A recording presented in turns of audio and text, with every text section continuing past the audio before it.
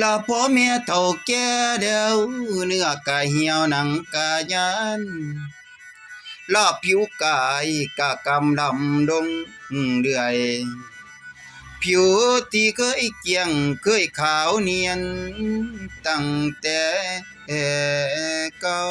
นหนังกะย้อนน้อเหี่ยวแห้งลงเรื่อยแม่นสู่วันเว้าเรื่องเขาได้น้ำกินบ่แซ่บดอกคือดังดูคำ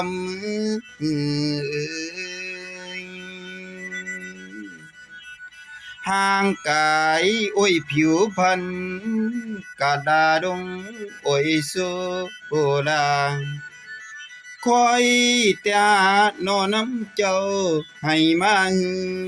อนนอเว้าตอนลูกหลาเอ้ยให้มาเว้าต่อพ่อให้มาเว้าต่อแม่พอมีกำลังใจต่อสู้ยามแห้งหน่อยแม่นจอยดงอยู่สองคนอยู่สองเท่าอยู่เงินจัน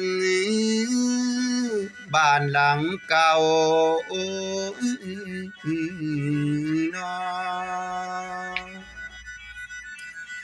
โอ้ยเพื่อลูกหลานสิคิดพอหันมา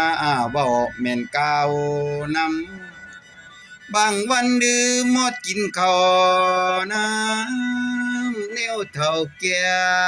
ก็ดื่มดงเป็นผาวงโอ้ยน้ำสวนให้นาโนตากาห่วงน้ำดูคนดาคนโกกเอ้ยก็เป็นห่วงห่วงผู้กลางกะพรนั้นกันใจนี่แม่นห่วงเฮียงโอ้โอ้เอ้ยนอใจนี่แม่นห่วงเฮียงโอ้ยโอ้ยละนา